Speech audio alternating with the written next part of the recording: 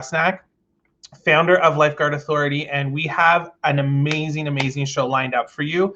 You're tuning in now for the pre-show, and coming up, we've got a bunch of guests coming. I've got my co-host, Eric, who's about to join me, and I'm just going to tell you quickly, we're going to bring Eric in here, and I'm going to tell you about the lineup that we have planned. So we're going to be starting. Eric, thanks for joining us. Eric, hey, thanks for having me on, Joey. I appreciate it. Thank you for co-hosting this with me. Eric is a past president of the Ontario Camps Association. Eric, you run an aquatic operation. Do you want to just give us a little highlight of who you are so they can get to know their co-host? Yep. This is a dream for me to bring the camping and aquatic communities together. So I think today's going to be a great broadcast. I run a swim school in Toronto called Shendy's. It's also a CPR training center. And I co-direct Crestwood Valley Day Camp in Toronto. I've been a camp director for over 20 years. And I love connecting with the waterfront community. I sit on a committee that you're on, Drowning in Supervised Settings, within the Canadian Drowning Prevention Plans Coalition. So just happy to be here, to be part of hosting this great show with a great lineup of guests. So that's it. Eric and I put our heads together and we said, listen, COVID is affecting so many people, and it's stressing. There's no playbook for this. So we're all just pulling together as an industry to do this. So let me just go through the lineup, and then we're going to bring our pre-show guest on, Travis Allison. And he's going to be chatting with you, Eric, and letting everyone know kind of about what's going on in the industry, how people are feeling, what people are talking about. And then at 1 o'clock Eastern Standard Time, so make sure you stick around for the show, we have Tom Appleyard, Stephane Richard, we have Wendy and Kevin. Wendy's with the Lifesaving Society Canada. We have Kevin from the Canadian Red Cross. And then we have Lisa from the Canadian Drowning Prevention Coalition, who's going to talk about what's going on with the National Drowning Prevention Plan as it relates to camps. And we're going to have great conversation and hopefully give you guys connections to resources and some ideas, and even just kind of calm. I think, Eric, everyone's just a little spinning sometimes with what's going on. So I think our guests are going to help refocus us and help us really look at what's important. So without further ado, we're going to bring Travis in here. So I'm going to just have Travis come and join us.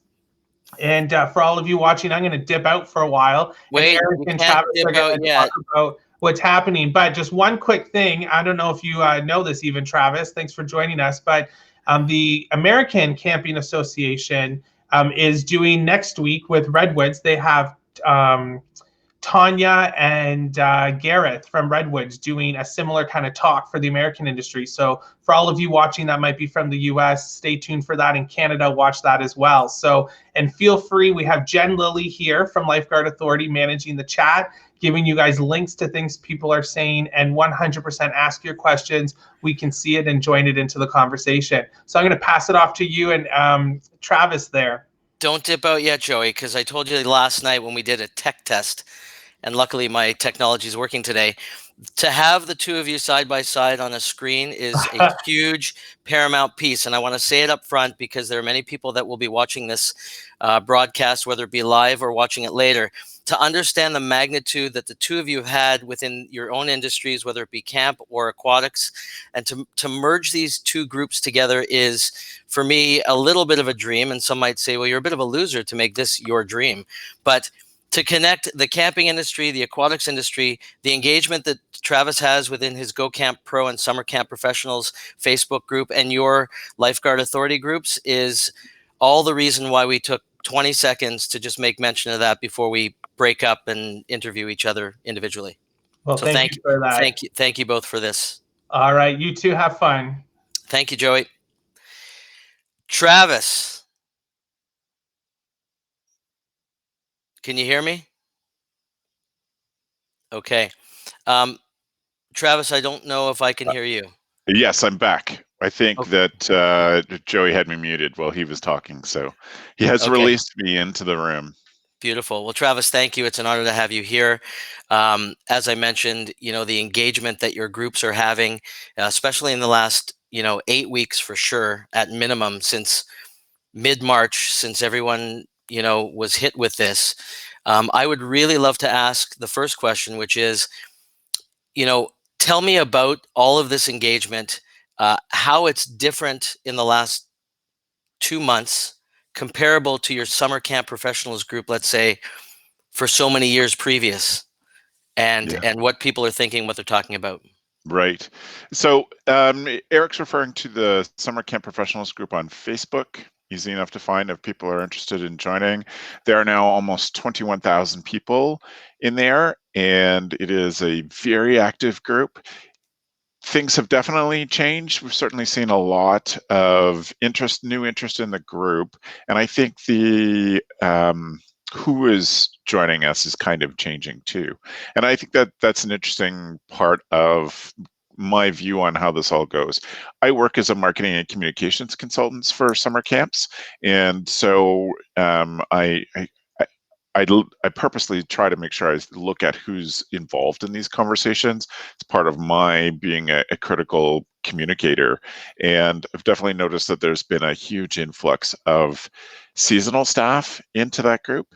Part of that I know is that there are summer camp staff from around the world who really want camp to happen, who really feel like they need camp to happen, but they are not getting enough information from their camps. And I've seen that too. I think that there are camps who've been amazing at keeping in contact with their families, really focusing on the needs of their families, and maybe haven't shown that same, you haven't put the same energy into their staff. So the staff are feeling disconnected, feeling discombobulated because of all the things that are going on in the world, because camp might get taken from them this summer through not their camp's fault, not their fault. It's just something that they can't control. More engagement for sure.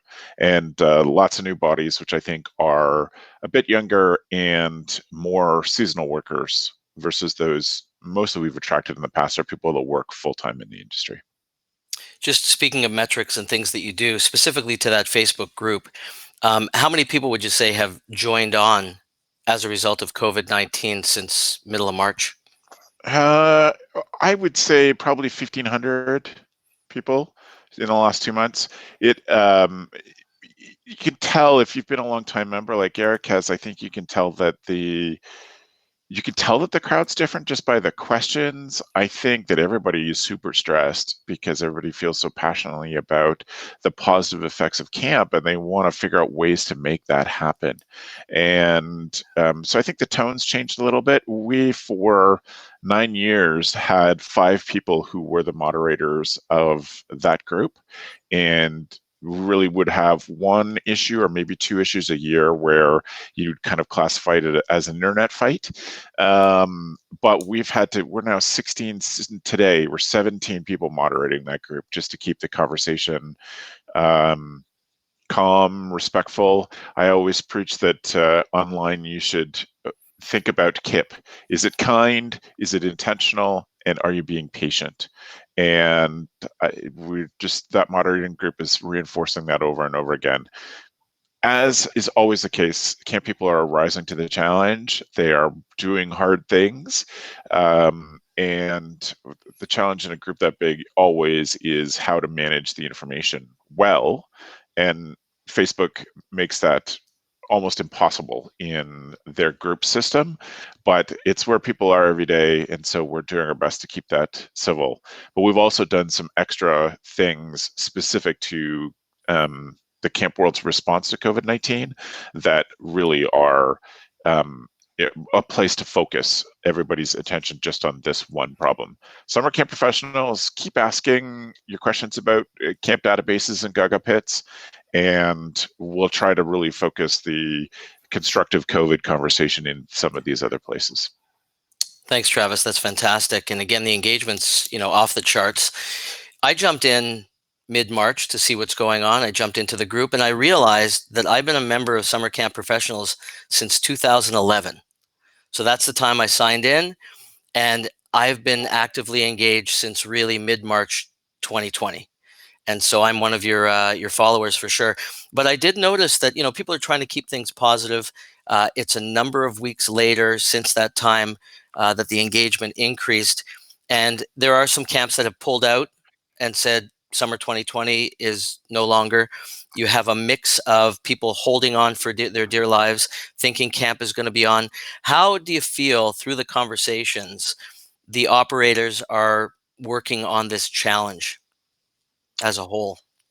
Well, everybody handles things differently. I think that there are those who see a challenge like this, take a deep breath, pause for a second, and then move to, all right, how do we handle this? It's like a crisis at summer camp. Like, wow, we've never handled this before. Okay, Yep. and now we go. And there are others I think are just struggling with the drastic changes that'll be required this summer, and they're trying to figure out how to get that all sorted out. So responses are kind of all over the place. We know that people are coming to their understanding of things at a different time. So just encouraging everybody to be patient. And those folks, especially those who are new to the group, are missing some of the group norms. That's a frustration of mine, that people don't take. I think people come into the group and then just start dropping their problems on everybody, and all these other people are like, "We've been talking about this for months. Where you been?"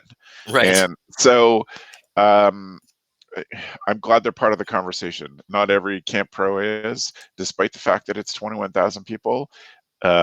There's not everybody part of that conversation, but those I think that are really solving problems, being thoughtful about this, a lot of them have moved into the free Slack group that we created just for camps managing COVID-19.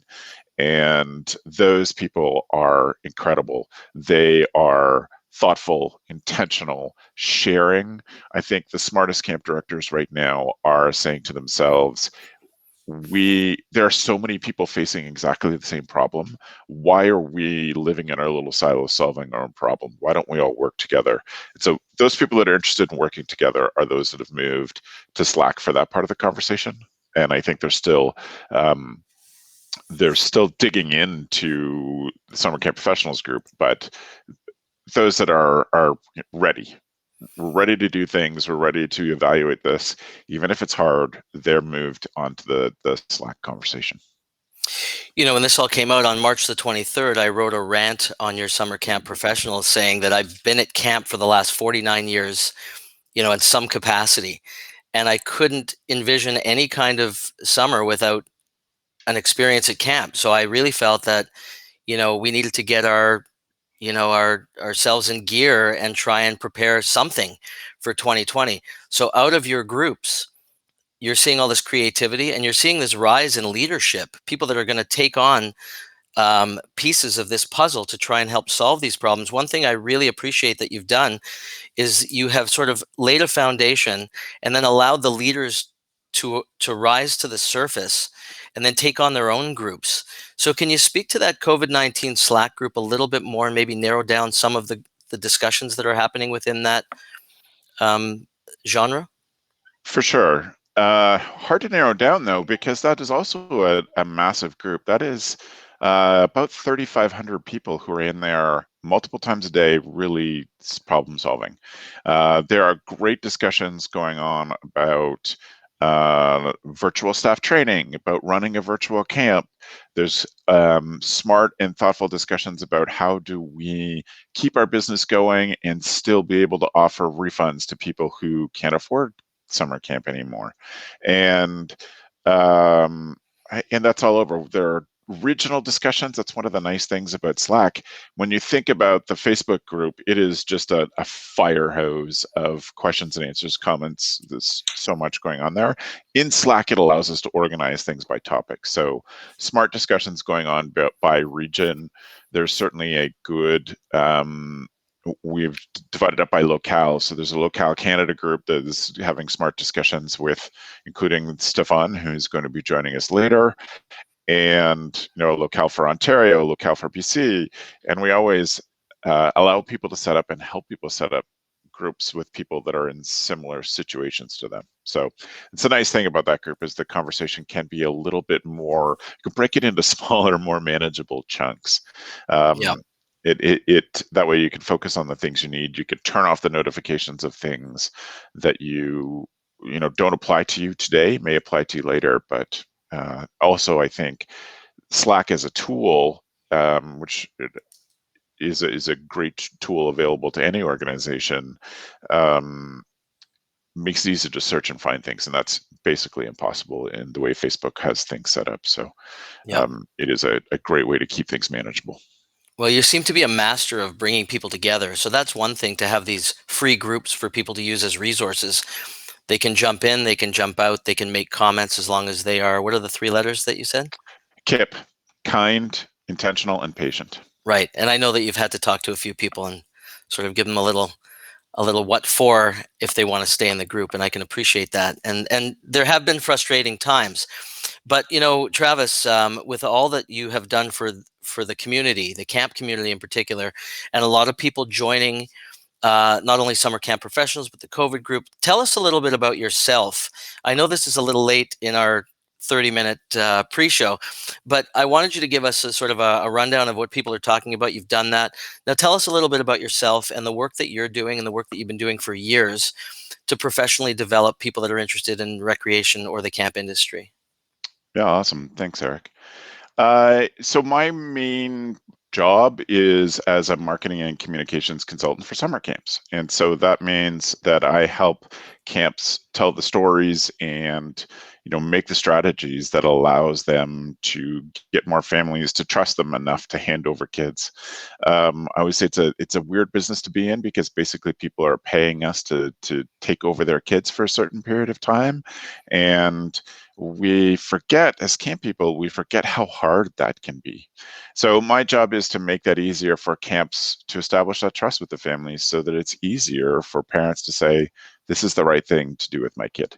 And I work with camps of all sizes, all lengths. I have clients on my board behind the camera, some of whom run 5-day programs and run 8 of them a summer. And I also have camps that run 8 weeks long, that are single gendered. Kids come and spend a whole summer at camp. So that's my job. In terms of the stuff that we do for professional development, really is the hand-holding of the strategy creation. I always like my clients to finish up a contract with me feeling like they're incredibly capable, but also interested in keeping the relationship going. So I never want you to leave working with me feeling like you don't know this stuff. So that teaching part of it is huge responsibility that I take seriously.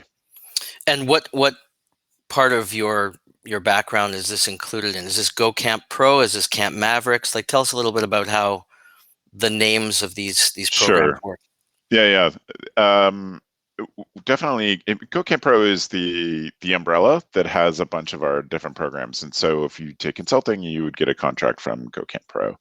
Go Camp Pro is the place where we also host our podcasts. And we have 5 podcasts focused on the summer camp industry. Camp Hacker, which deals with some of the big issues of running camp. Camp Code, which is solely focused on summer camp staff training. And if you think there isn't enough information to make a podcast there, you're wrong. We're heading towards our 60th episode about that. It's been 4 years of the Camp Code podcast. Amazing. The Camp Owners podcast, the Day Camp podcast, and finally one called First Class Counselors, which we've given its own space this year. It used to be part of what we did on Camp Hacker, but it is something that camp directors can pass on to their staff. And I would encourage camp directors watching this, or Parks and Rec people who are running summer programs, to look at First Class Counselors and send it out to your staff. Even if you can't run the program that you're thinking of this summer, it is such a great tool to give staff to say, we're thinking of you. We know that this is going to be hard. We want to keep you connected. And anything, I think, where camp counselors can hear other camp counselors talking about their job, we got Oliver and Matt to lead that, because they were excellent counselors who are now year-round staff at camps. So they're really super smart, and we're really pleased with the stuff that they put out. So a great thing for rec leaders to have to give to their staff, even if they can't make a specific program happen this summer. It's a way to keep the ties with those people. Joey's on. Go ahead, Joey. Jump in, because I have a question for you on the theme of team members. So, but before we do that, to everyone who's just joining us, 1 o'clock, we're going live for our show. Thank you for being here. Feel free to ask questions in the chat. Let us know who you are, where you're from. So Travis, my question to you about team members is, in every business, we kind of have an ecosystem of people that come up through our programs that then go through leadership and training things and then become team members. Yeah. Should a scenario occur when our operations are disrupted this season, this is going to be a hit, obviously for a lot of other factors, but just for that flow, that conduit of team members that we have that make our camps exceptional and that bring that institutional knowledge and that culture to our operations. Do you have any advice for those that are watching? We talk about connecting, and I know a lot of your work is targeted towards marketing for the camps, but how do we keep our team members engaged? How do we keep them involved so that when we do return, should there be a disruption? I think some places there will, some places there won't. We're going to hear more about that from our governments, but how do we navigate that? Do you have any thoughts on that? Yeah, and I will say, Joey, that I think that this is an area that we could do a lot better. That there are some camps that are doing it great, some camps that are not doing it very much at all. As I said to Eric, I think they're really just focused on how do we help kids. And you're right, our sustainability and our future is going to be how we bank the interest and the human resources in our programs for when we can do something, for we know what we can do. For camps that may not be this year, it may be this year depending on where you're watching from, but keeping in touch with staff is essential. So the people that I've seen doing it really well are people who have invited staff to be a part of any virtual programs. So they're giving that staff the opportunity to lead.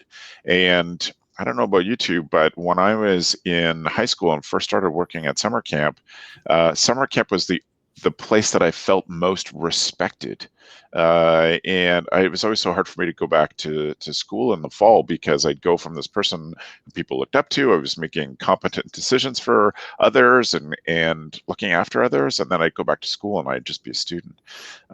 So I think we need to acknowledge that there's a lot of fear, there's a lot of loss, and that we need to be good at keeping our staff in touch. So I've talked about Slack as a tool. There is a free version of Slack that allows you to keep your staff together and allows you to do silly little things, and that just keep people focused on your community or connected to your community, not necessarily focused, but connected. Right. So don't leave your staff out of this puzzle, your potential staff, your past staff. I know camps that are doing really great at drawing even their alumni into their online programs. And this has been one of the best outreaches they've had in years because they have this program. But I think you need some thoughtful connection and intentional connection with your past staff. And that's something that because the focus of this as we evolve this discussion today on this live broadcast is going to really be going back to the aquatic operations. And we're really already in an international shortage of lifeguards as it is. So right. A disruption in the certification season that a lot of camp people rely on at the community level, or those that, if there's less lifeguards working at pools, there's less coming to our camp operations. So that's going to be a unique challenge as well. Sure. I think that camps, might have always had a good conduit. They might have to partner with their local communities in a different way so that they are getting enough certified lifeguards to come if there's been a disruption in that service. For sure. Hey, Travis, let me ask you, with all this fear and frustration amongst all of our stakeholder groups, the staff, the campers are really feeling it. There's all this uncertainty still in our province of Ontario where people are just wondering, are we pulling the plug? Are we going? What are we doing? Can our industry survive this, in the long term? And when we talk about the long term beyond this summer, and do you see any light in all of this? And the light, I can tell you, the engagement with all the groups, fantastic.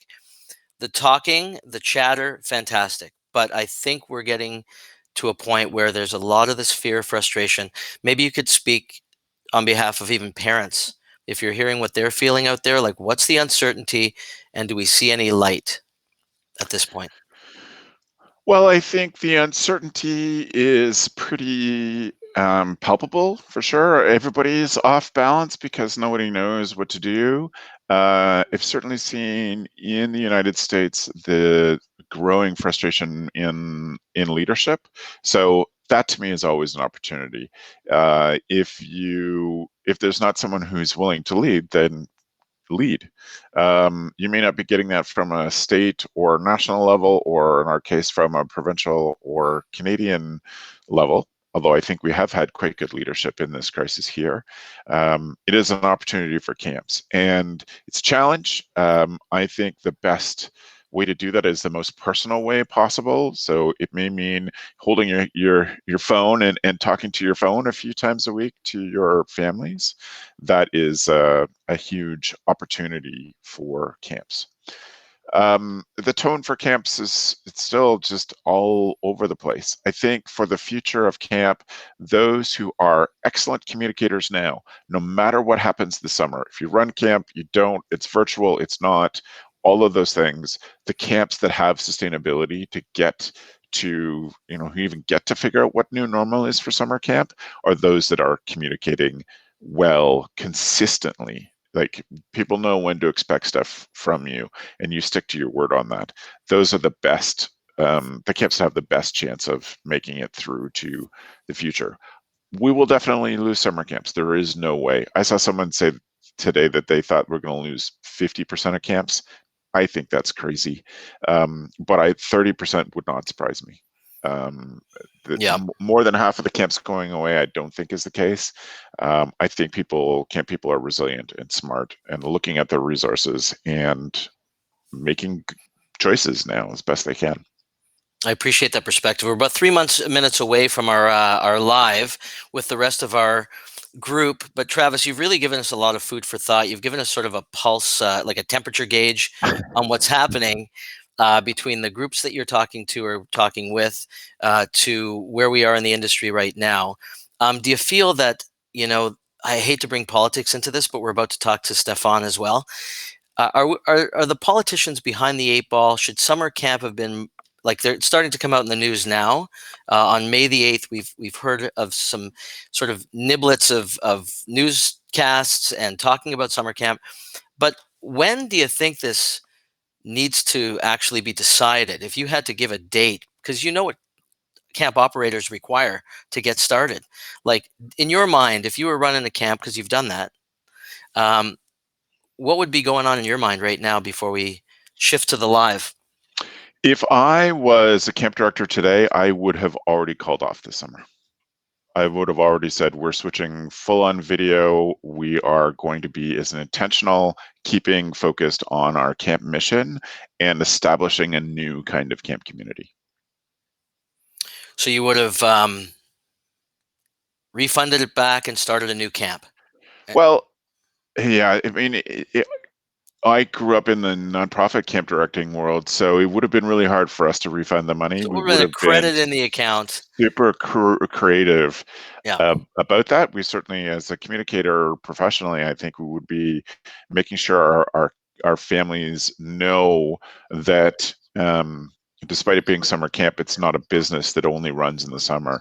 So hard to figure out exactly how to do that well, but I think that we certainly would have been working towards giving people money who needed it. We need to be sensitive to the fact that our clients are hurting, and we're hurting too, but these are people that we care for and have a great relationship to. So we're conscious of that and thinking about how to best help them.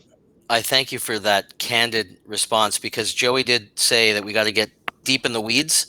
And I wanted to give you a deep in the weeds question to sort of end this this part of the show. So thank you for that, Travis. Appreciate it. Yeah, and thank you for your perspective. I know it's going to be so different across every state, across every province, with what the climate is there, what the realities are there, because this is not something we've planned for or have a playbook. So it's great to hear a perspective from an expert in the industry. So thank you for being here, Travis. I'm going to bring you back on so we can chat a little bit with Stephane briefly before we thank you officially for your time. So it's going to pop you into the green room there. Thanks, Travis. So, Eric, thank you. That was a great conversation for the pre-show. It's now 1 o'clock. For those that are joining us, my name is Joey Rusnak. I'm the founder of Lifeguard Authority. I'm here with... I'm Eric Shendelman. I am the past president of the Ontario Camps Association and owner of Shendy's Swim and CPR Center in Toronto. So we are here with you today to talk about what everyone seems to be talking about these days, right, Eric? There's a lot of conversation on what's really rocked the boat in terms of what a norm is to us in our cycle for a season of operation. We're here to talk about COVID and the impact that it has on camp, but more specifically, the aquatic operations. So we're quite involved. Eric, maybe you can share a little bit about how your connection with camps bleeds into aquatics. Yeah, I mean, I direct Crestwood Valley Day Camp in Toronto as well. We have 4 in-ground heated outdoor saltwater swimming pools that are currently not in use. We're not sure when they're going to be used. There's still a lot of questions around, if we can have camp, when we can do it, how we're going to do it. So again, lots of questions a few months in. We would have hoped we would have had answers by May the 1st. We told our families that we would have answers, and now we're having to play a little bit of catch up and say, we're going to announce and make announcements as we know, as things, kind of develop. And having Travis on the pre-show, he was able to give us a great perspective on the climate of camp, the conversations happening within his group, Summer Camp Professionals, and the COVID-19 Slack group. Lots of great resources. Hopefully they'll be attached to this. And, again, just far too many questions, but we have heard that there are camps that have pulled out in the States, in Canada. We're starting to see a bit of a domino effect. And Travis said it himself right at the end of the pre-show. And he said, if he was running a camp right now, he would have pulled the plug and reinvented camp in a way that would be safe and fun in a COVID-19 environment, because we're just not getting the answers.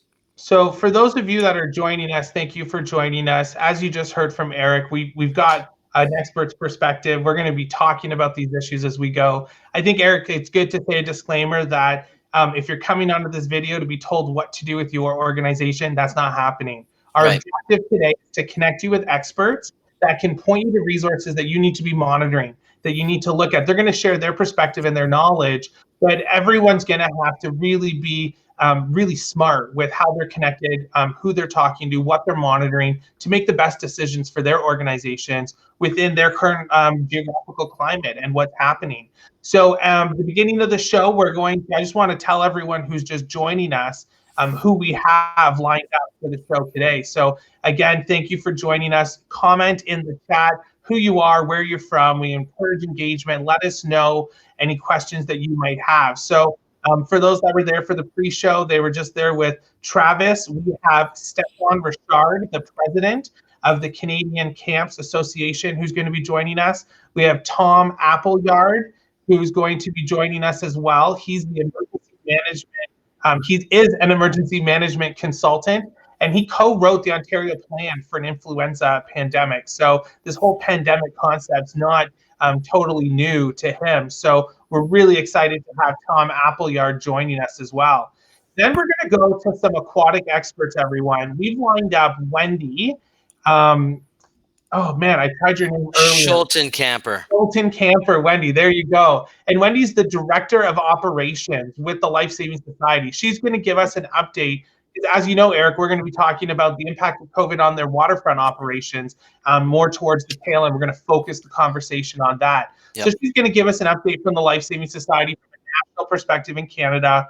What's going on? Where do they need to watch? What's happening there? And of course, we also are going to be sharing an update from the Canadian Red Cross. So we have Kevin here. He's a senior manager with the Canadian Red Cross.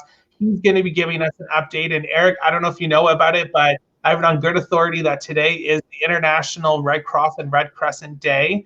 I've got my Red Cross socks on to represent today. So I feel good about that. I have my pajamas waiting to go for tonight. Awesome. I've Red Cross pajamas. Also, are going to move from Kevin into a conversation with Lisa. And Lisa's joining us from sorry, I'm just muting some of our guests here that are having a great time laughing. Lisa's from the Canadian Drowning Prevention Coalition, and she's going to talk about the Canadian Drowning Prevention plan that's in the works. And it's really important for us to talk about that because a lot of camp operators, Eric, I don't think realize that some of this work is underway, and camps are supervised environments, which you and I both sit on the technical working group for supervised environments, and we're having conversation about camps. We're having conversation about lifeguarded environments and what could be done. So Lisa's gonna let us know a little bit more about what's going on there. So we're really excited. We have a great show lined up for all of you. Again, let us know who you are, where you're from, and we're gonna get right into this. Before you do, Joey, don't bring him on. I just wanted to say once again, like I did at the pre-show, to thank you, Joey, for your Lifeguard Authority and the ability to have a platform to have conversations like this. But this also, with not discounting all the great people that are working in our industries, camp, aquatics, recreation. This is a bit of a dream team to come together. People that haven't spoken on this topic as a whole, talking about camp, talking about aquatics and waterfronts, and merging together, but all in this together to make sure everyone is safe in and around water, safe in and around our camps, whether camps are on or off this summer. But I really think it's great that we were managing to put this team together, and then also to look at it from a Canadian perspective and having people like Tom talk about public health issues and Stephane to talk about camp across the country. So thank you for giving us this time, on Lifeguard Authority to do this. Hey, this is what we're about. We want to connect people, encourage them to collaborate and contribute to make a difference. So it's our pleasure for sure. And we're gonna, Eric, I want to say before we bring in some of our guests, we're gonna look at this issue from a Canadian lens. We've got a lot of Canadian experts joining us, but we've got, I can see in the chat, folks joining us from the United States. So hopefully you guys can look at some of the work that's being done in Canada and hopefully learn and make some decisions within your businesses up in the States. But I want to let you guys know that it's the American Camping Association, I believe. Check their website out. Redwoods has Tanya, Roy, and Gareth Hedges, who are two great experts. They're connected with the Redwoods group, and they're going to be doing a show next week. So anyone watching this, make sure you're going to tune into that. I think Jen's going to put the link of where they can find that in the chat. So I want to get our guests back in here. So we're going to welcome back Travis to join us, and we're going to bring in Stephane. And Travis, can you give Stephane just an update on kind of what we've been talking about in the pre-show? Just give us a general like temperature check of where we're at as an industry. What are people talking about? What's the climate to cue us up to go into that conversation? Of course. Hey, Stephane. Good to see you. We have just been talking about how the camp community is communicating and sharing together and figuring out what it means to be a camp in 2020 and going forward. I don't think there was any monster insights you missed. You've been a part of many of those conversations, I know. Awesome. And again, Travis, I want to say thank you for contributing your thoughts, your perspectives, sharing your knowledge and experience with the industry. So on behalf of everyone watching and is going to watch this, thank you for your time today. And it's been a real pleasure having you with us. My pleasure. I'm grateful to be here. Thanks, Travis. So Stephane, I just want to say thank you for being here. And I'm sure a lot of the audience knows who you are. I've just met you more recently, and we had a great chat the last couple of days in preparation for today. Can you give everyone watching the elevator speech about who you are in terms of a professional role, as well as your formal role with the Canadian Camps Association and some of the work that you're doing to support the camping industry? Sure. My background has been camping for the last 20 years, as many camp professionals have grown up through the ranks of camps. Worked a lot in non-for-profit camping and as well in chronic illness and special needs camping. And then recently, over the last 3 years, have focused and developed my own consulting business focused on working with camps in Canada and internationally as well. In terms of the Canadian Camping Association, the association works with all of the provincial camping associations in supporting their efforts, which again supports all of the individual camps and individuals that are working in camps. And our role from a national association has been working in focusing on research, focusing on advocacy, and focusing on the messaging to the general population of Canada in terms of the positive impacts that camps has to a child's life and to a teenager and staff life as well. So over the course of the last 6, 7, 8 weeks, our advocacy efforts have been the primary thing that has significantly increased with what's happened with COVID-19. Wow. Yeah, I guess you're when you signed up in this role as president, you weren't expecting this to be an obstacle. But I think what's kind of great about we're going to talk about Aquatics later in this broadcast, but the camp agency is we're really seeing people pull together. I don't know if this has been your observation from your perspective, but we're seeing professionals come together. We're seeing people work together and engage each other that we haven't seen before. And hopefully we can look at this with the glass half full and see what's our opportunity into the future if we can continue this momentum with what we've seen. Can you comment on the engagement that you've seen in the industry? Sure. I think camp professionals have we are a lucky group and a lucky community, because I think we've always been very good and tight in terms of sharing resources and sharing materials. I don't know many other industries that you can call up your neighbor and say, hey, could you lend me some of your policy, or what are you doing here? And I think we are a very sharing group by nature. I think this has just simply pushed us into the next level of that. We're seeing much more conversation about camp by camp, individual by individuals, and certainly for us, the amount of conversation that we're constantly having and going back and forth with our provinces has been very important, and we're seeing a lot of people kind of joining these conversations and supporting that. So like I said, I think we've just brought it up to the next level, and I think to your point, it's now let's keep it there past COVID-19, because we are a remarkable group, and let's continue that sharing opportunity. Hey, thanks for that, Stephane. I wanted to jump in and say that this engagement I can see within the Canadian perspective, as opposed to PCAs, provincial camping associations, has been broadened because of COVID-19.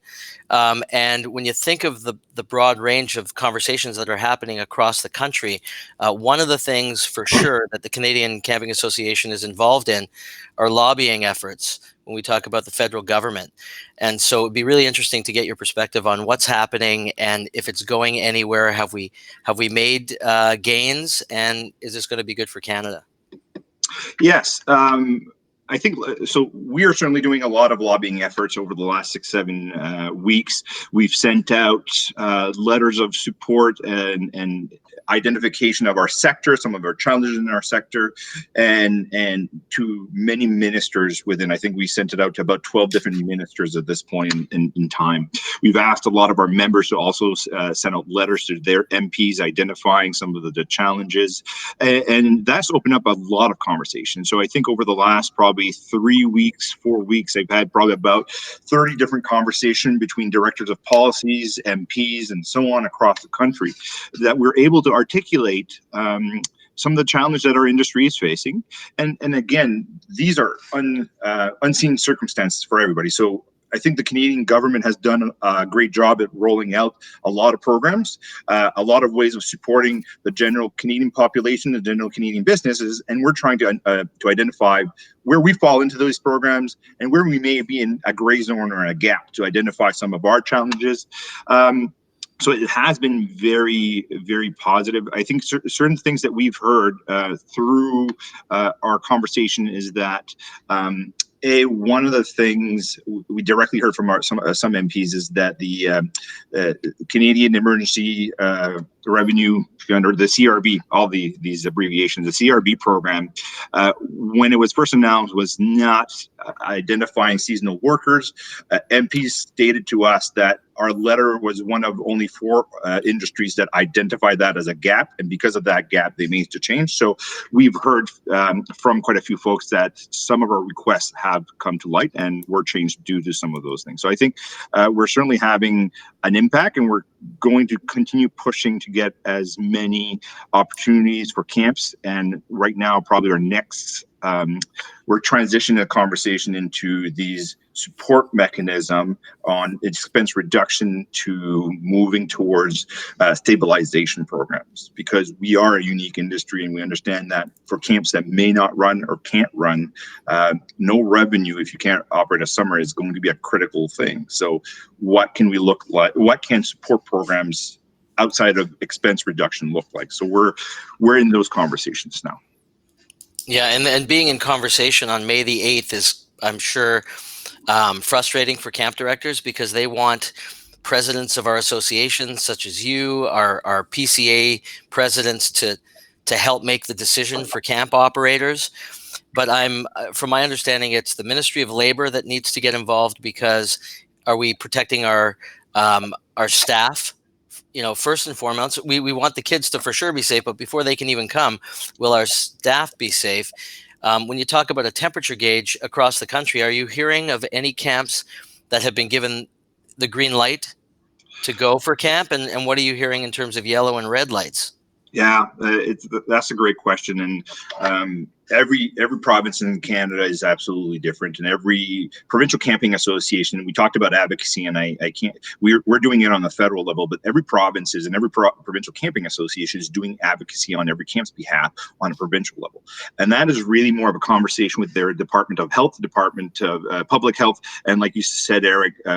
Essentially labor and so on, because right now they're trying to figure out with these conversations, what will the protocols look like for camps to operate, and what does that mean for day camps versus what does that mean for overnight camps.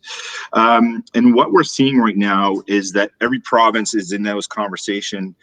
No one has yet released any specific protocols, but it is going to be somewhat of a challenge. I think what we're hearing, what we're seeing is that, again, the associations are there to support. Once these protocols come out, each individual camp will have to make a determination by looking at these protocols, can we meet this or not? And I think as one thing that Travis indicated prior was that some camps may have to make that decision before this, because we're getting to the critical timeline.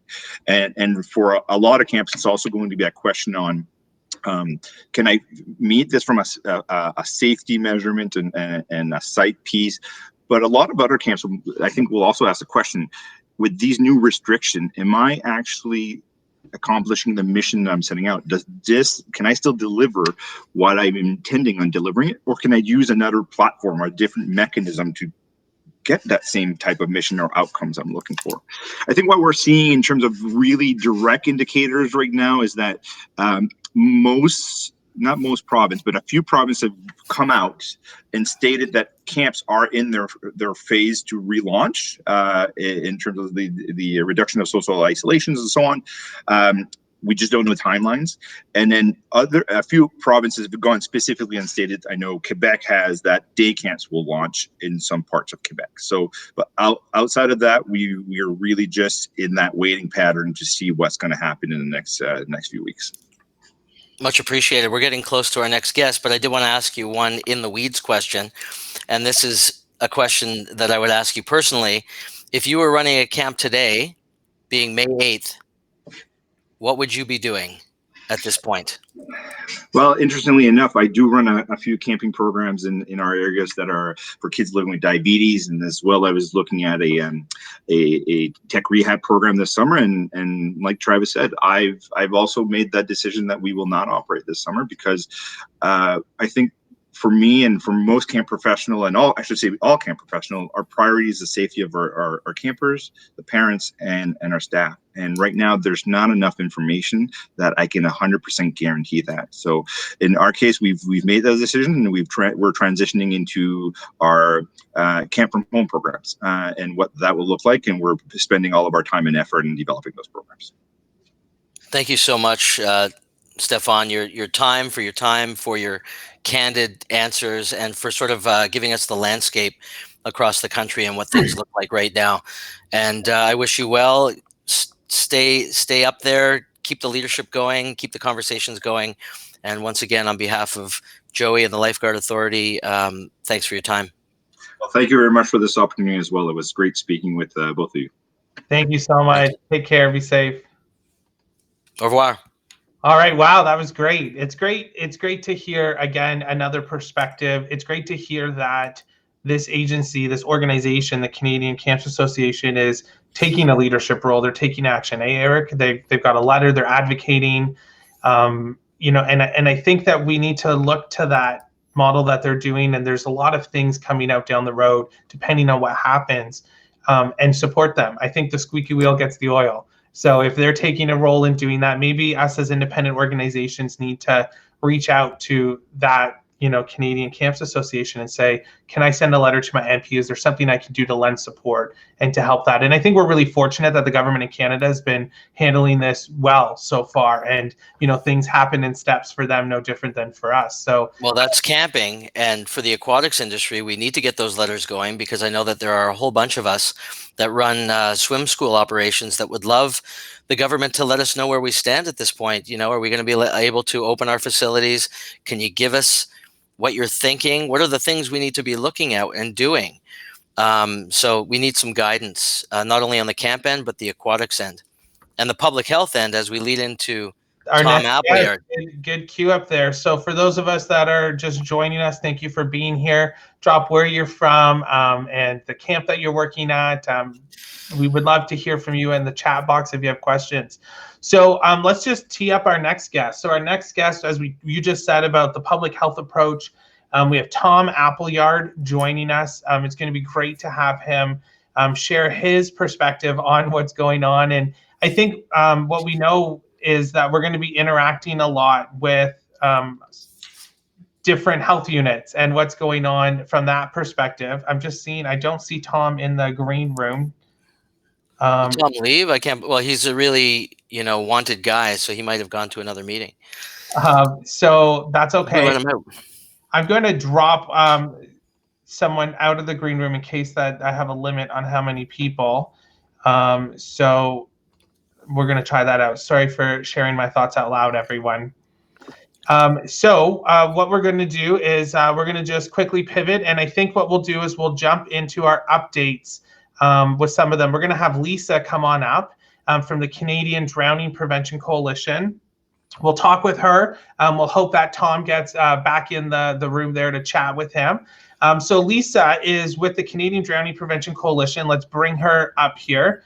And oh, there's Tom. Sorry, Lisa, just kidding. We're going to come back to you. Tom's here. Yeah, nice move. Oh, awesome. Stay tuned for Lisa, a little teaser there. Hey, Tom, how's it going? Oh, I've got Tom muted. Right in the corner of the green room there. All right, sounds good. I didn't scroll over far enough. So thank you for being here, Tom. I'm going to just leave the floor open to you to share a little bit about your role in what you do and a little bit about your exposure to this whole idea of pandemics and some experience. And then I'm going to get your slides ready to give a little bit of an update. So I'll pass it off to you. Did he just say exposure? Yeah. Good timing. For the wrong words. Terrific. So it's really great to be with you. Thank you so much for including me in this discussion today. So my name is Tom Appleyard, and I'm an emergency management consultant. I've been working on influenza pandemic planning and other infectious disease planning for about 15 years. I've been doing that as a consultant.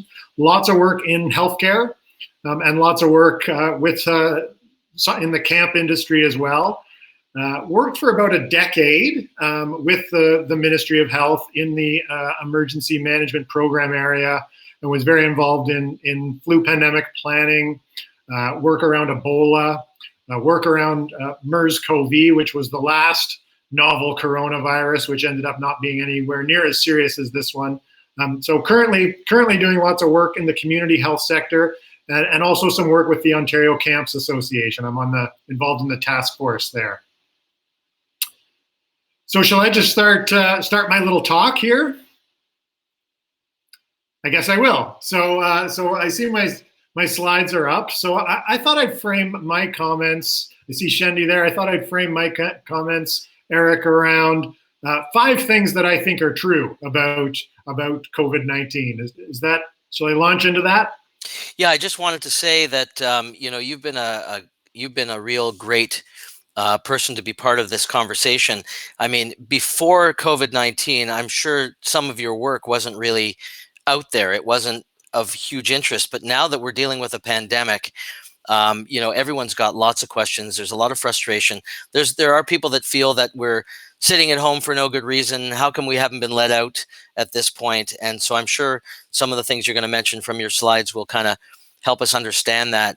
But let's let's listen to you with regards to camp, with regards to aquatics, and things that you can give us as we move ahead with regards to public health and how we can make sure we're making the right decisions.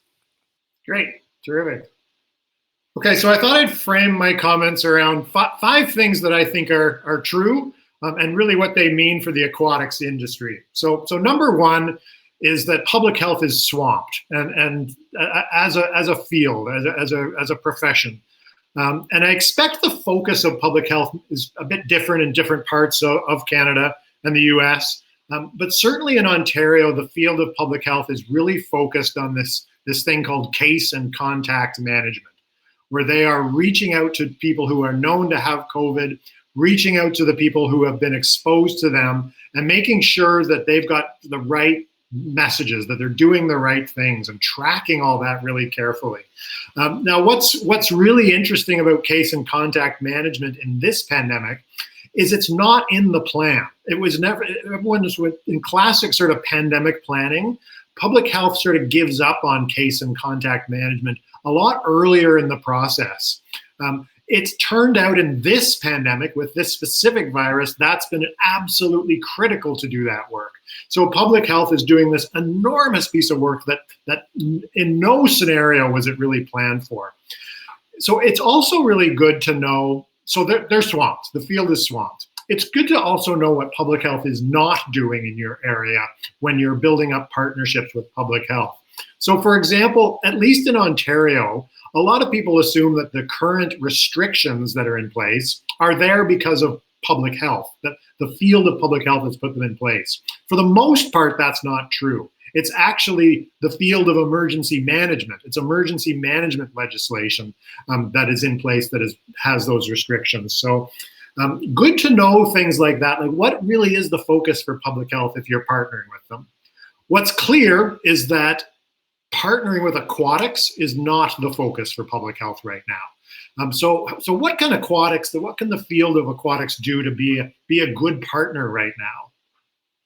Well, certainly, obviously, when they're swamped, so it's good to be patient. They're swamped, so it's good to be persistent. But also, they're swamped, so it's good to be proactive with them. That there can be real power in this time of knowing that a key partner for your industry is so swamped. They're relying on you more than ever now, and there's power in that. Not to be abused, but power because you kind of hold the pen on that relationship right now because their focus is elsewhere. So now is actually a great time to be a good partner for public health. The second thing that I think is true about this pandemic is that it's going to be a real test of your organization's ability to comply with legislation. And when I say that, I'm talking about both legislation that applies to all kinds of organizations, whether that's employment standards, occupational health and safety, privacy, all of these things are going to be really tested in this pandemic. I'm also certainly talking about industry-specific legislation like lifeguarding ratios, for example. All of that stuff's going to be tested. So now is the perfect time to dust off those policies, make sure they're correct, make sure that people in your organizations understand them, know how they're going to work before they really are put strongly to the test. Number three, third thing that's really, I think, true is that we're at the beginning of this. We're at the beginning, I know we feel like we've been at it for so long already, and we have, but we're still at the beginning of this. All the experts are saying this. So the opportunity there is to build in what we're learning, to be really explicit and clear about what are we learning as we go, and build those lessons learned in, because there's going to be lots of opportunities to have those lessons learned be a really valuable thing. Number four, no one knows what the right balance is. And when I say that, I mean balance in terms of restrictions and letting society go on as per normal. Everyone knows that we're paying a huge price with all these restrictions, but no one knows what the exact right balance is. And when I say that, I'm certainly not suggesting that we've got it wrong or that we shouldn't have those restrictions. I don't think that that's correct at all. But I do think there's an opportunity for industries that have had restrictions put on, like aquatics, to use this opportunity to research, to document, and really identify and proclaim your value. We don't know how many more people are going to drown as a result of the restrictions that have been put in place on your industry. But it's perfectly reasonable to suggest that there's a real number of increase in drowning. So now's an opportunity to articulate that. Fifth thing that I think is true is that every one of us has been wrong many times since this began with our guesses around how this would play out. I'm still getting asked my opinion, even though my track record is absolutely terrible in terms of how things are going to play out. So I think the implication is to know that all of us are going to be wrong, and to listen really carefully for what you're going to be wrong about next. Keep an open mind and listen for your wrongness. That's my lesson. So those are some thoughts from me, Eric.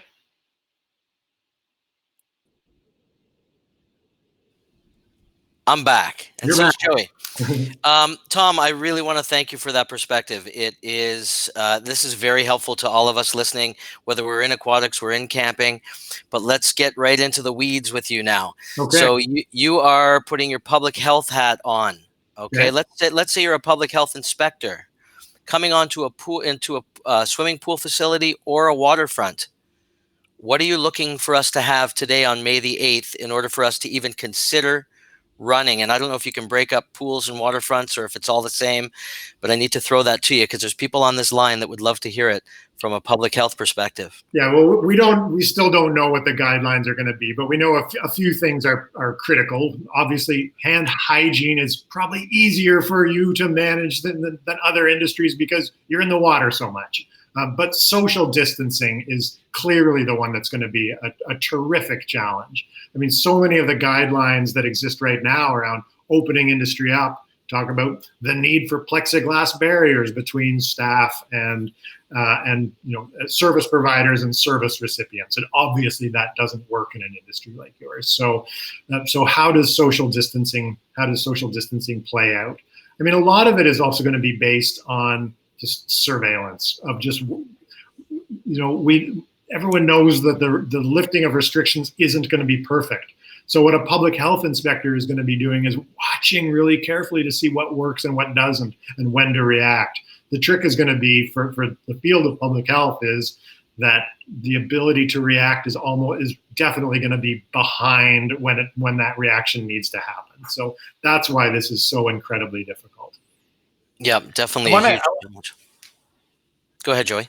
Yeah, I just want to thank you for the wisdom that's just really rocking my brain right now as you were talking with your last point about listen carefully for what you're going to be wrong about next.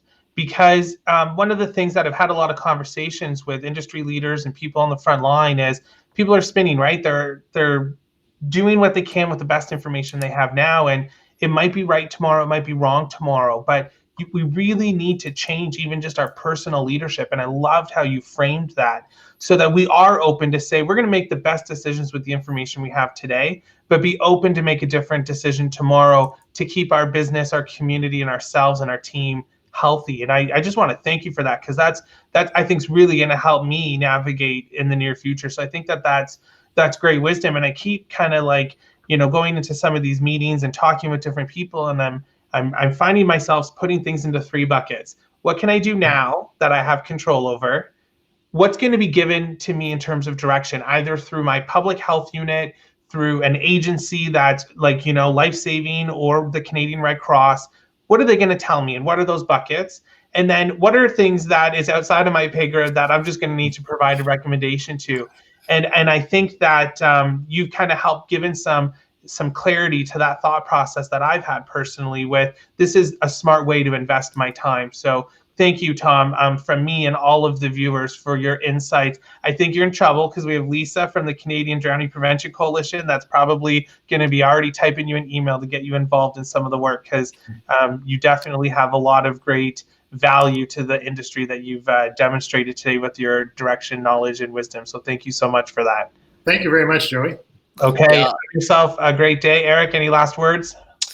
Yeah, no, I definitely tell Tom to be part of that Canadian Drowning Prevention Coalition. I think that would be great. He's been a great help to the Ontario Camps Association. I know firsthand in our town halls. He gives us an update. It was on a weekly basis in terms of what's happening within our own provincial health units and government.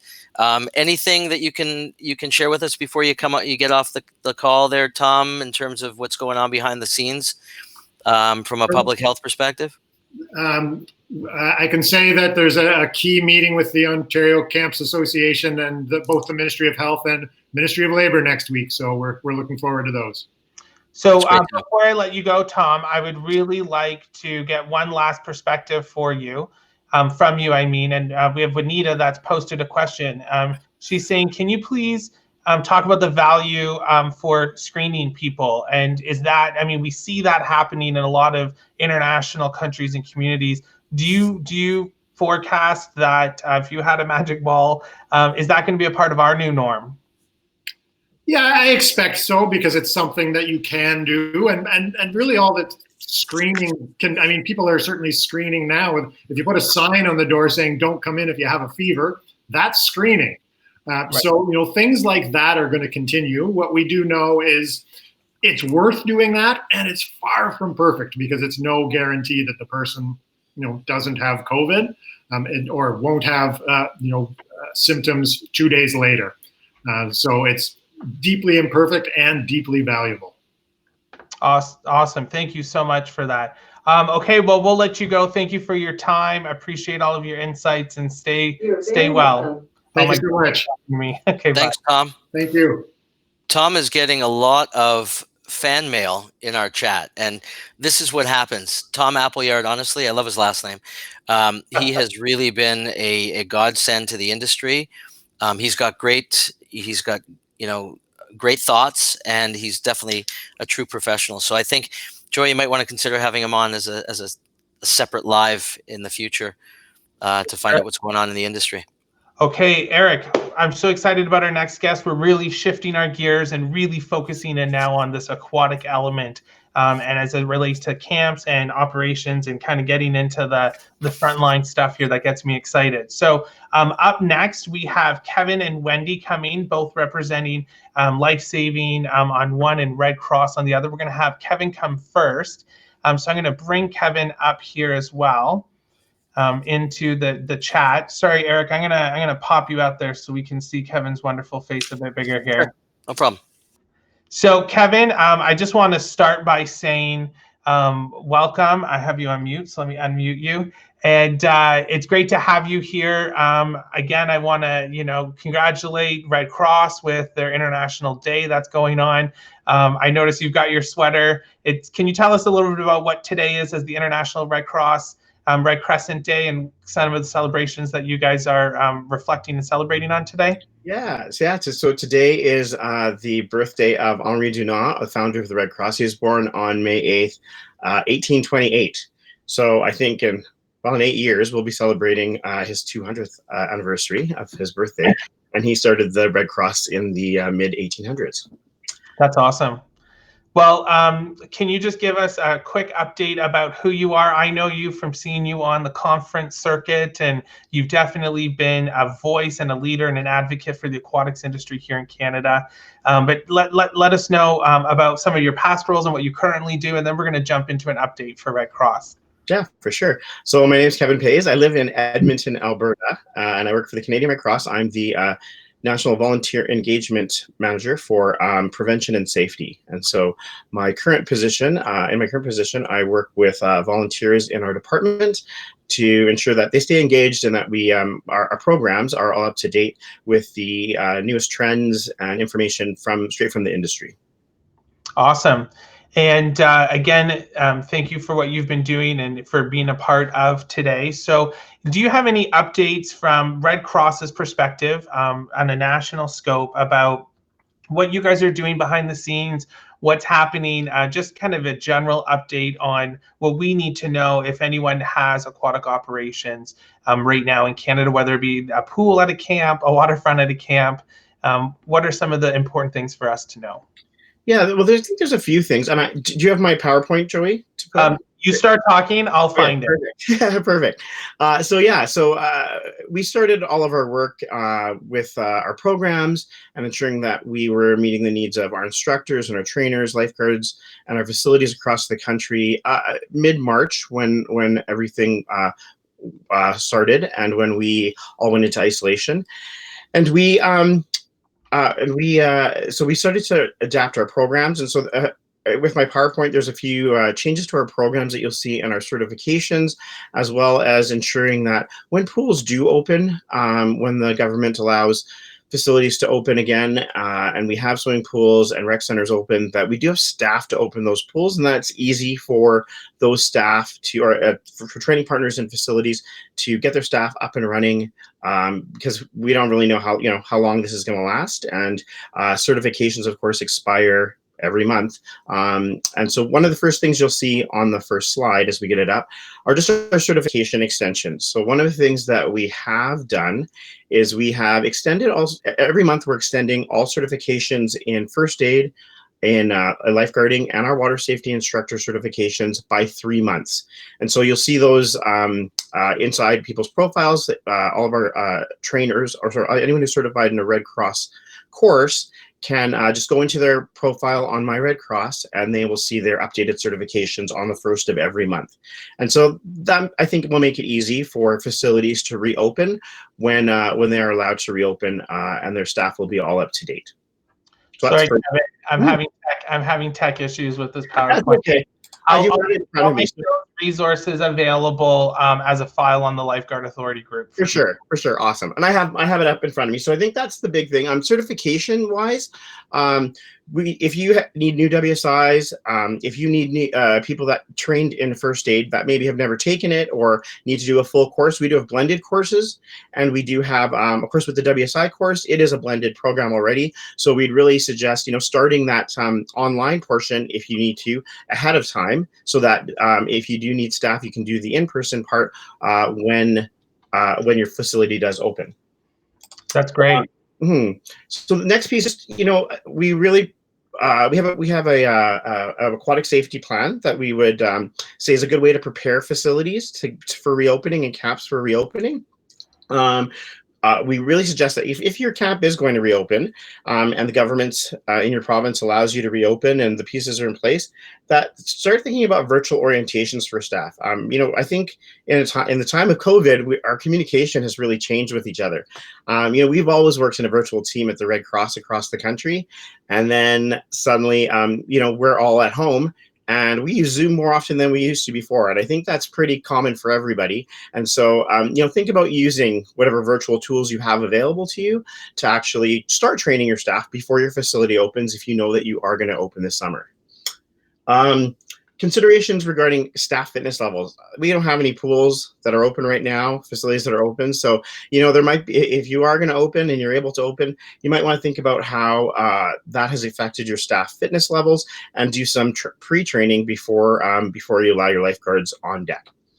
An aquatic program considerations. So we are right now creating some standards around family programming, and so if people are in the same household, that might be one way to social distance people in swimming lessons. Just have families come in and do family lessons where your instructors are maybe are present, but they're away from the class and they're able to communicate in a different way with those families. Another thing, of course, is private lessons with your instructors, of course, more than 6 feet away. And so there's some safety precautions and things. And in our standards, you'll see those when they come out a little bit later this month or in June. And then a last piece is just virtual opportunities. So our first aid courses, right now we're piloting our first aid courses to be done virtually, so that you can potentially do a full standard first aid or emergency first aid without actually having to be in the same room as your participants. Right now we do have a babysitting course available, so if you contact your program rep, there is the ability to do babysitting and stay safe virtually without having the kids in the same room as you. On Wednesday, we started our Red Cross first aid and water safety tips for families. And I think Tom said something that was really important. We don't know how this is going to affect drowning rates. We train 1.2 million-ish kids a year in swimming lessons. And we know one of the things that happens is that those kids tell their friends about what they learned, or they tell their families and their grandparents of what they learned.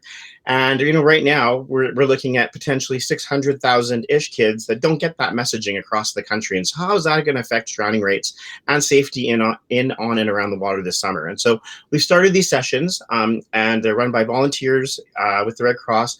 They're about 15 to 20 minutes each, and each session teaches kids about boating safety or life jacket safety, stop, look, listen, and ask right before you get in the water. And so they're going to run Monday, Wednesdays, and Fridays with an extra set on National Life Jacket Day. So you can look for those on my Red Cross, and also through your program reps. And parents will see them on the Red Cross Facebook and Instagram pages starting next week. And then the last couple things, we have VSMAC. I don't know if you've ever heard of VSMAC. I sent the information to you, Joey, so if you want to post it, that'd be great. It's our first virtual aquatics conference that's going to happen next Tuesday and Wednesday. So it's 2 days of sessions hosted by our volunteer Aaron Wilson in Saskatchewan.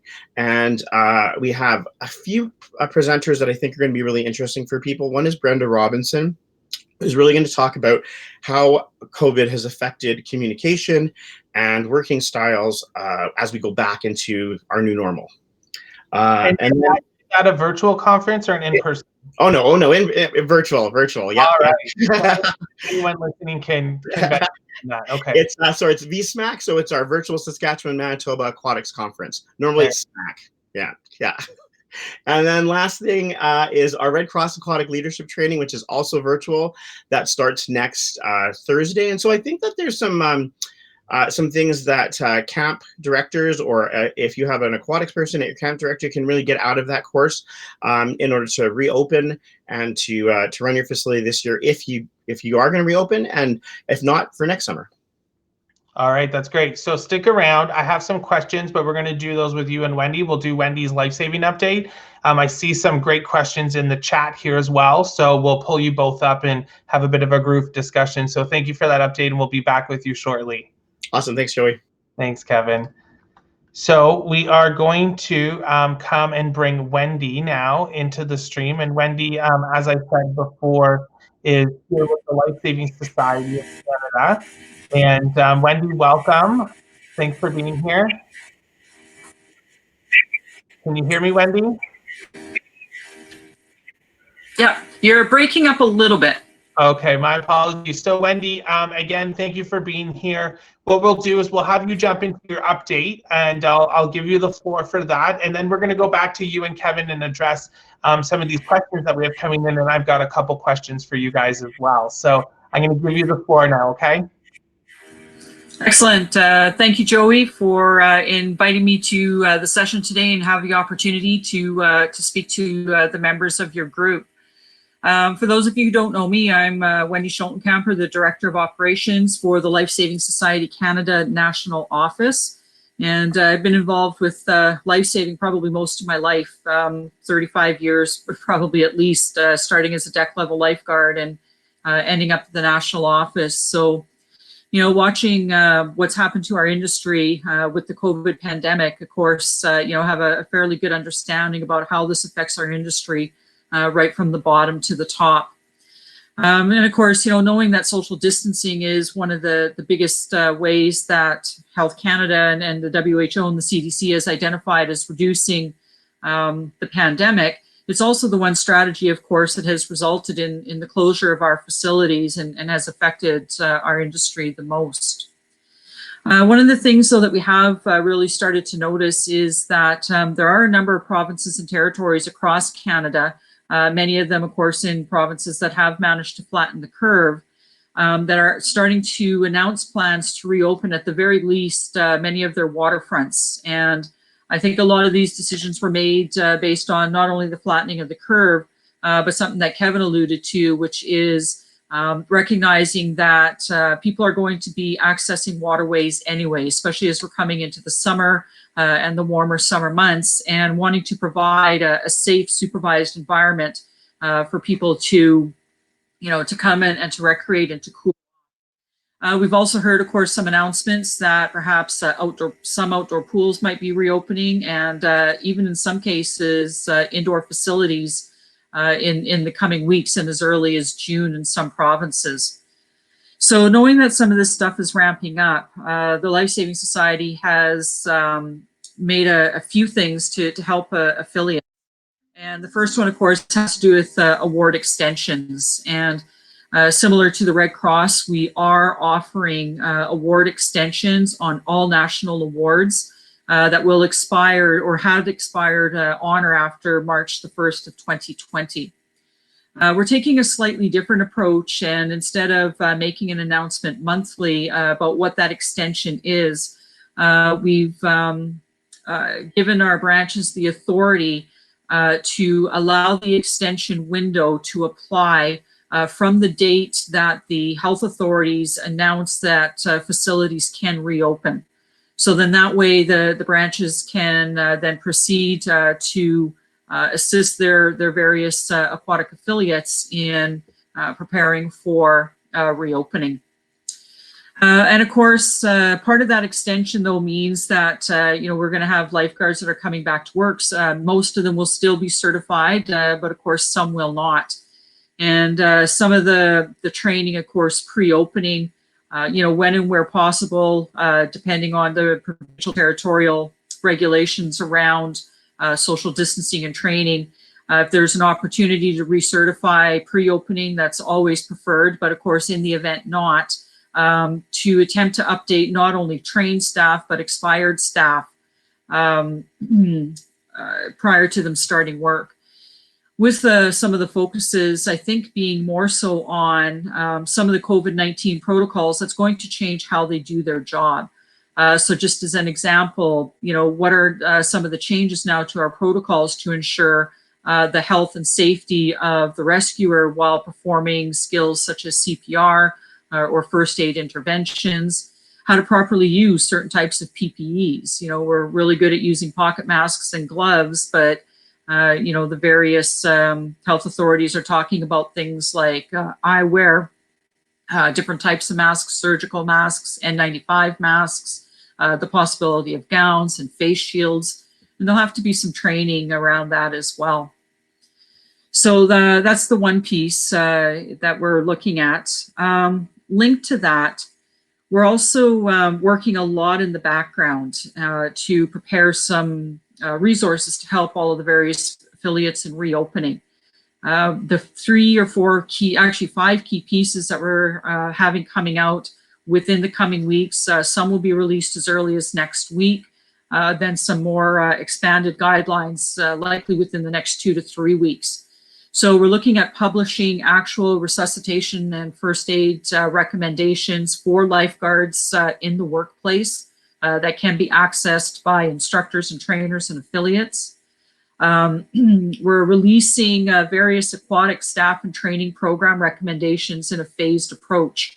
So the first part is very much focused on the training of staff, specifically in the area of in-services to get them deck or waterfront ready as the facilities reopen.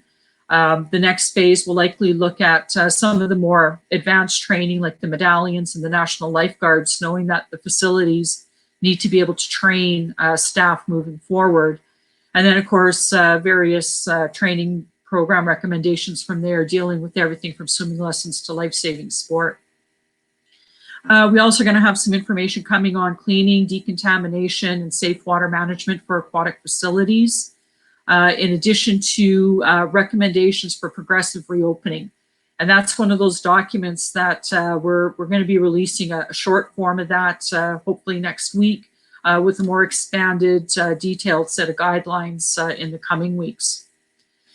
Similar to Red Cross, we've also had a shift in how we provide our information for instructors and affiliates around blended learning and virtual learning. Very many of our programs, of course, have always been traditionally hands-on. And of course, the COVID-19 era is making us having to do some reevaluations there. And we're going to be releasing some guidelines for our instructors and our affiliates and our trainers to help ensure that we can have our programs provided in a safe way and while maintaining all of the recommendations as outlined by the various provincial and territorial health authorities. So I really encourage, anybody who's listening to this, you'll be able to find the approved documents likely late next week. Worst case scenario, early the week after on the National Lifesaving Society website at lifesaving.ca under safety management. And definitely pay very close attention to your provincial territorial branch websites and communiques, as they're the ones who are very much in touch with what's going on in each province, are much more aware about the different reopening timelines and different reopening plans from their provinces, and how they're able to apply all of this information that we're going to be publishing to their provincial territorial situations. So that's what I have, Joey. Awesome. Wendy, so we're bringing Kevin back in here. I get to be between two awesome humans. So thank you for that update. And I think it's really helpful for the camp world, because oftentimes aquatic operations almost run on autopilot, right? We've got camp directors and things have been going.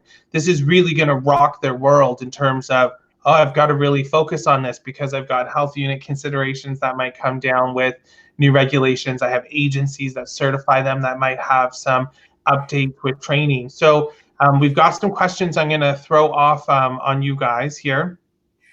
Bounce off you guys, but my first kind of question or advice you might give frontline operators is, with these qualification extensions, my observation is that means that I could, in theory, if my camp is opening for the season, have someone come that normally would be on cycle for a recertification that might work that whole summer with the extension without having that.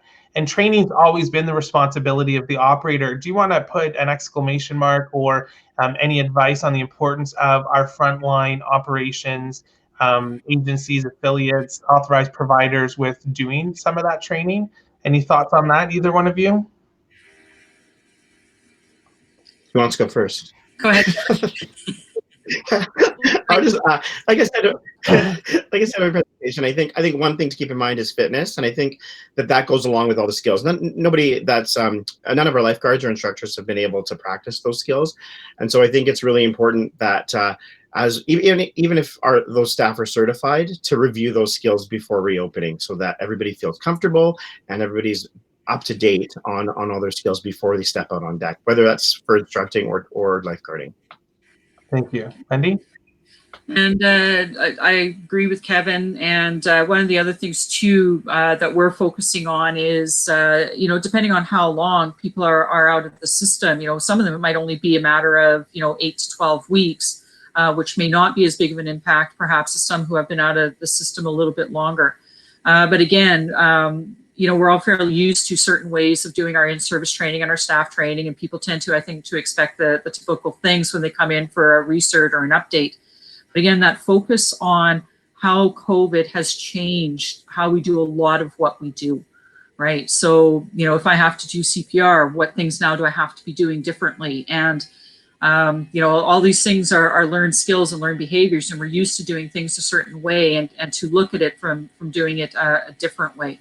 And, where possible, we're going to try to provide as much information as we can on that through virtual means, and, and giving recommendations to our affiliates and our instructors about how we can achieve some of the other skills that they need in a lifeguarding situation through other means, whether it be mannequins, family members, whatever the case may be. So it's really staying on top of what's new as a result of COVID, for lifeguards on the job. That's great.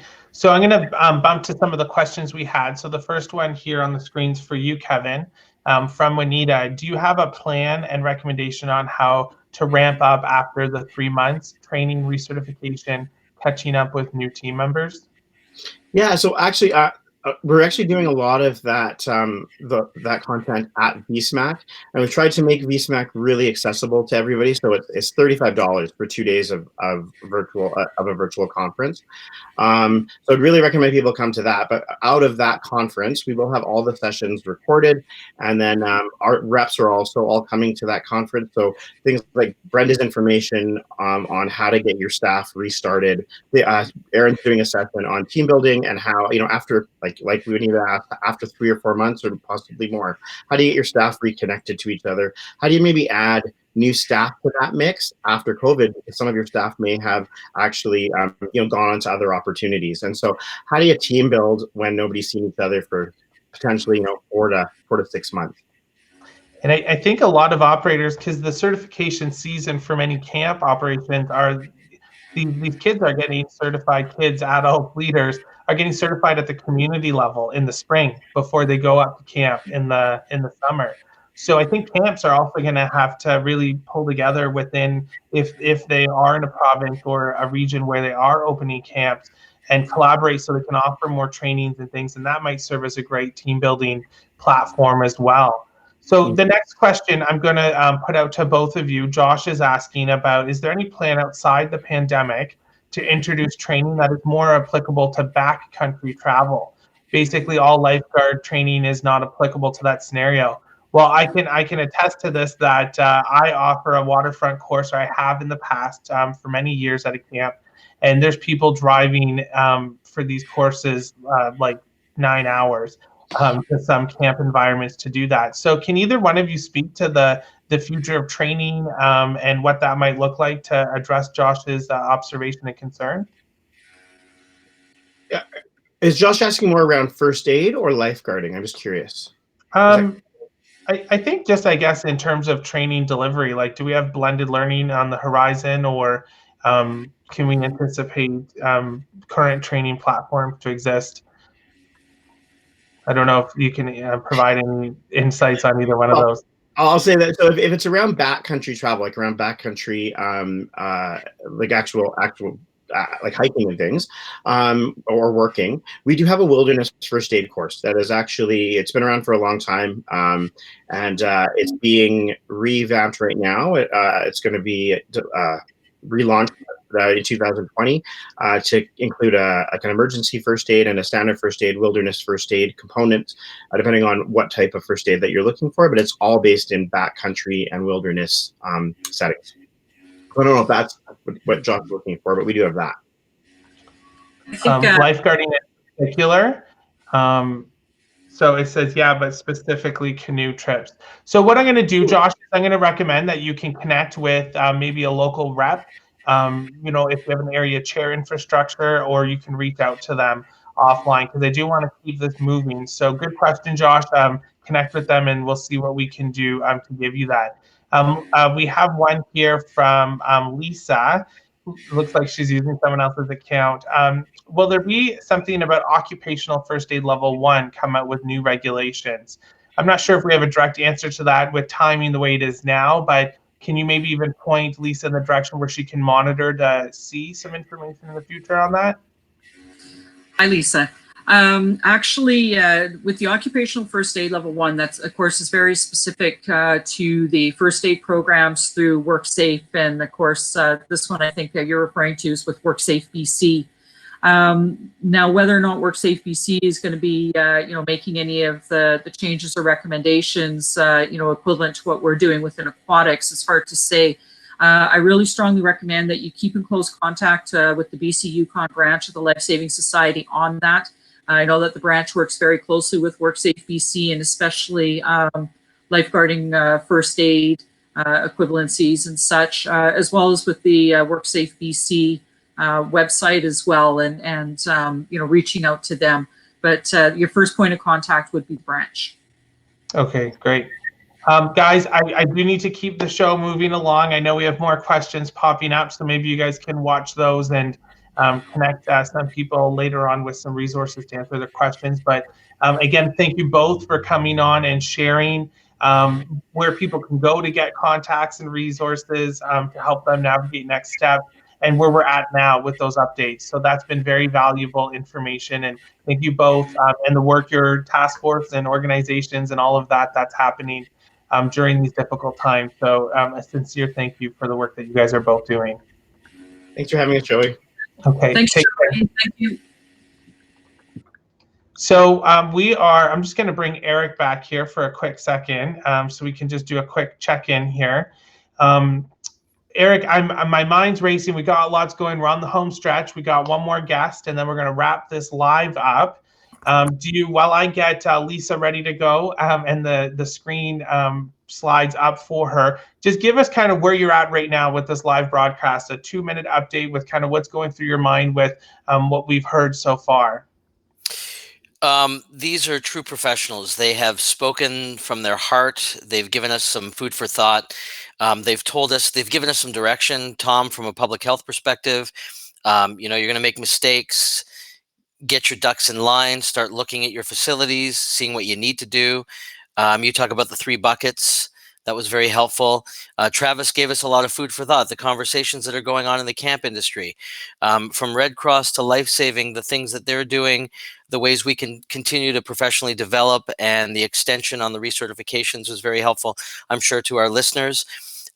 The problem is there's still frustration and uncertainty, no matter what we tell people, no matter what we're listening to. But it's just great to get super perspective. And I think the key here is leading into Lisa's chat. We just want to make sure that everyone's safe, our campers, our staff. We want to put the trust. We want to be trusted by parents. So I think some of all of this information will be very helpful going forward. And the key here in the water area and camp is to ensure that we don't see any increased drownings, especially if we have to have new things in place for COVID-19. So maybe Lisa's Canadian Drowning Prevention Coalition perspective will help as well. That's what I got. There she is. Hi, guys. And This there's is like family reunion here. Let's see, there was Stephane earlier. So we've connected with him for a survey. So for CCA members, remember you've got your survey to fill out if you haven't done your homework. And then who do we have next? Kevin and then Wendy. They're on our steering committee. And you guys with their technical working group. It's Old Home Week. It's awesome. That's good. So you've already had a teaser. Welcome. So welcome officially. Now we're going to jump into what you have to offer with an update regarding the Canadian Drowning Prevention Coalition, specifically about the plan. I've got your slides. They can't be full screen, but we'll work with what we've got here. Eric, I'm going to pop you into the green room. Thank you. And Lisa, thank you for being here and the work that you're doing to show leadership as the project manager.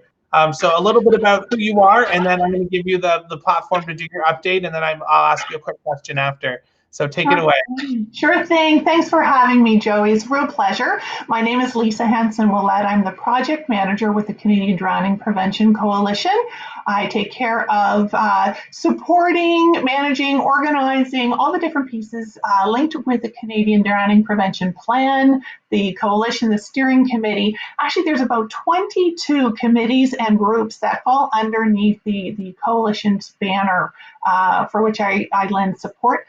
I started in aquatics about 30 years ago. I came back about 10 years ago after a brief hiatus, and here I am merging both my worlds, both aquatics and my experience with health policy in Ottawa. So located here in beautiful Fredericton, New Brunswick. Happy to see lots of my Atlantic Canadian colleagues here watching today. So shout out to them.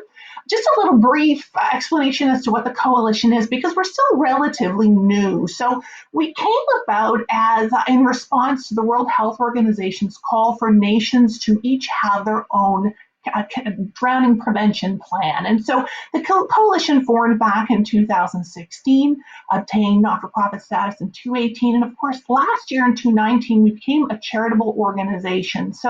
But that still doesn't answer really what we do, which, and I alluded to that a little bit when I came on, in terms of saying it's like a family reunion. And so all these individuals you already heard from are playing a role in the coalition to some degree. So yes, Tom, I haven't forgotten about you in that introduction, and we'll have a chat. So the coalition provides national leadership, coordination, action planning for drowning prevention in Canada. And if you take a look at that screen, you're going to see a sheet of paper, and it has all kinds of logos on this. And so these are some of the organizations, individuals, multi-sectoral organizations. And when I say multi-sectoral, I mean we're talking government, we're talking civic organizations. You know, they're foundations that have been formed as a result of losing someone that someone has left. You have academics, industry, media communications, and of course non-governmental organizations like the Canadian Red Cross, like Lifesaving Society Canada and Parachute Canada. So we've got some really big names and logos on that sheet of paper. And believe it or not, that's not all of those organizations, individuals, and sectors that are involved. These are only the ones that actually have high resolution logos that we could use on this sheet. So you can imagine the amount of education, experience, and commitment to this piece, to drowning prevention. And the passion, you can actually see it. Everyone can see it through Eric and through Joey and through Kevin and through Wendy. You've heard from them today. So the purpose of the coalition is to actually protect and maintain public health. And of course, I mentioned we produced the Canadian Drowning Prevention Plan, which launched today, incidentally. So we'll talk about that more in a minute.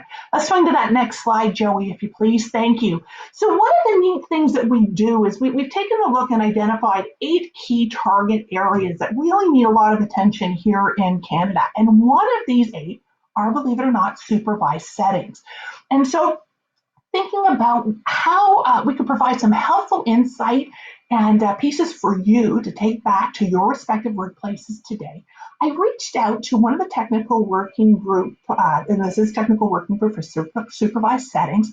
One of the stakeholders is a PhD candidate. Her name is Emily Francis, and she actually did a case study on drowning in supervised settings. And so I reached out to Emily and thought, what are the top 3 messages that we could share with our folks here with the camping industry that would be really beneficial to them in terms of reducing drownings. And so here are the 3 that she suggested coming out of this case study. All right, so the first is preventative supervision. And we do this already. We're not only looking out and supervising the kids and those in our charge, but we should be looking out for each other. So our teammates, we want to make sure that everyone is safe in this and that we're all following policies and procedures and all the safety plans in place. And if you want to learn a little bit more about safety plans, take a look in the Canadian Drowning Prevention Coalition, because this technical working group has a definition for you, and that definition is ever evolving. So the second point is communication. Again, aquatics, camping, born communicators, but we really need to put this into practice. And we're not just talking in one scenario, we're talking before, during, and after.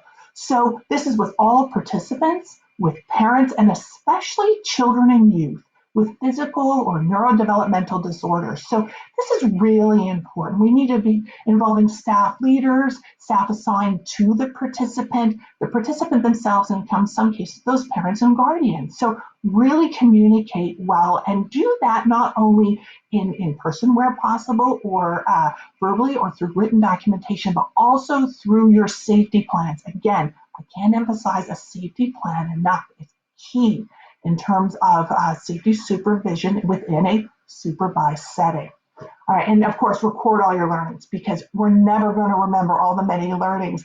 And we are going to learn lots. We already are, as Tom alluded to. We are going to learn new things every day, and they're going to dismantle our previous beliefs and understandings and perspectives. But that's good, because we want to learn, we want to grow, and we want to get better.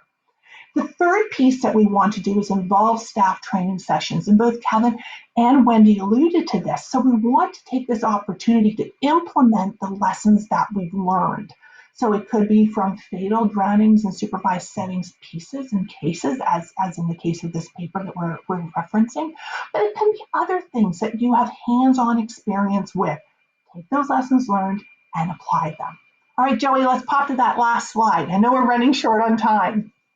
So I just wanted to make mention again today that we launched the 6th edition of the Canadian Drowning Prevention Plan. And this plan is revamped every 6 months. So if you were to go back all the way to October 2017, when we launched the first piece, you're going to see its evolution, all the many things that these dedicated volunteers are doing and continuing to do even during this pandemic. It's business as usual here at the office for me and for all of our groups. And so we continue to move forward. Again, a dedicated volunteer base of passionate people. So if you want to learn more, if you want to get your own copy of the Drowning Prevention Plan in English ou en français, they're both available through cdpcoalition.ca. And so go under the publications section and you'll have full access. Our annual report for last year is also there. So if you're interested in learning a little bit more about who we are and what we do, you're going to find it. And you can also, of course, call me anytime. My contact information is at the bottom of those slides, or reach out via email. All right. Thank you for that update. I encourage everyone to definitely check that report out and see it. Special thanks to Emily for the report. Hopefully we have more material coming out from the study that she conducted. There's great lessons learned looking at our tragedies that have happened so that we can work together to prevent those from happening again. So Lisa, thank you so much. I'm going to bring Eric back on so we can wrap up our conversation. I appreciate you spending time with us today and the work that's being done with the coalition under your leadership as well. Thank you. My pleasure, Joey. Take care. Bye-bye. Bye. So I do want to just talk with everyone about a little bit more about camps specifically and the future of aquatics. There's a drowning symposium that the Canadian Drowning Prevention Coalition is putting together, and it's working on supervised environments. And there are thousands and thousands of kids across our nation that go swimming at waterfronts. And there's a big movement about how do we get to zero drownings in general, but the closest thing in our reach is in supervised environments where we have the ability to put controls in place. So one of the things that we've recognized as an industry is we've been sharpening the same sword for a very long time, trying to make our lifeguards better and not miss it. But we're learning that lifeguards do miss it sometimes, right, Eric? Absolutely. I think that this supervised settings group is going to be focusing on cases from the past, drownings that have occurred, and some of the recommendations that are coming out in the inquiries and inquests to create infographics, messages, communication that we can give to our staff, to our families, to lower the drowning rate in Canada and get to that zero number if it's at all possible. And I think technology is going to play a big role in that as well. So I wanted to highlight some of the things that if you've got some spare time during this COVID time to do some research. So we're learning that layering technology with personnel, layers of protection, is going to be the future of how we keep our campers safe. And some of the things that we're seeing out there, underwater searches at camp, we've all had to participate in the training and been a part of that in our camp worlds. And there's some great technology. There's the Aqua Eye that came out, which is in essence, the Lifesaving Society of Canada has that. I think Ontario branch specifically, but it's basically an underwater fish finder for bodies. So I can go in the water and do a swipe and search a whole swimming area in seconds, where that would have taken minutes. And we know seconds and minutes count for the result if we were to have had a child slip under that water. So that's a great example in response. But in terms of recognition, there's other technologies. There's a really cool company, Wave, that I'm really interested in watching how they evolve. And it's a band that you put on. There's like a little station, and you can lease this. So if you're camping, you don't want to spend tens of thousands of dollars, you can just lease it for your operational months, which is super cool. And if someone's underwater for too long, it's going to alert, and then it can trigger the emergency protocol. There's cameras and all kinds of other technology. Eric, you and I were talking about even old school number boards. And how many times is there a buddy board or a number board where someone forgot to flip their number or do that, and we're starting the water search and they're just up in their cabin. So maybe there's the ability to use RFID bracelets and things like that to enhance how we go about keeping our waterfront safe. And I think the big thing for me is this is part of the future. We can drag our heels, or we can be a part of this exciting revolution that's happening in terms of safety, and specifically in these waterfront camp environments. A tragedy and a loss at a waterfront can destroy a camp. And it's destroying families and communities anytime we lose someone in a drowning. So let's put our best foot forward and embrace some of these technologies. So if you are a camp operator, I encourage you to participate in the symposium when it comes up. You can watch the Drowning Prevention Coalition's communications for more details and join the conversation and talk about what are the barriers to do this in your camps? What do we need in place as a nation to start embracing some of these added layers of protection to keep our waterfronts safe and protected? Any thoughts on that before we go into our wrap up? Yeah, I would highly encourage everybody, not only listening, but your networks, to receive the Canadian Drowning Prevention Coalition's 6th edition of the plan. So I know I'll be passing it on to our camps associations to then spread that out. And it's really important that people read this because some of the recommendations are fantastic, like you're talking about. But never use technology as a substitute for a human who is supposed to be watching the children or the youth or the staff on the waterfront. This is just a supplement to help with our safety.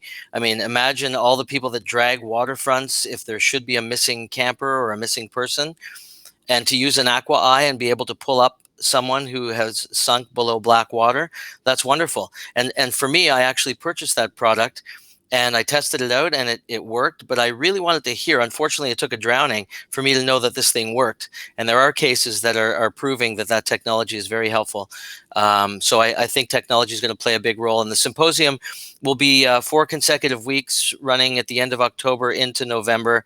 So again, our listeners should be looking for what's coming down the pipe with this great professional development piece.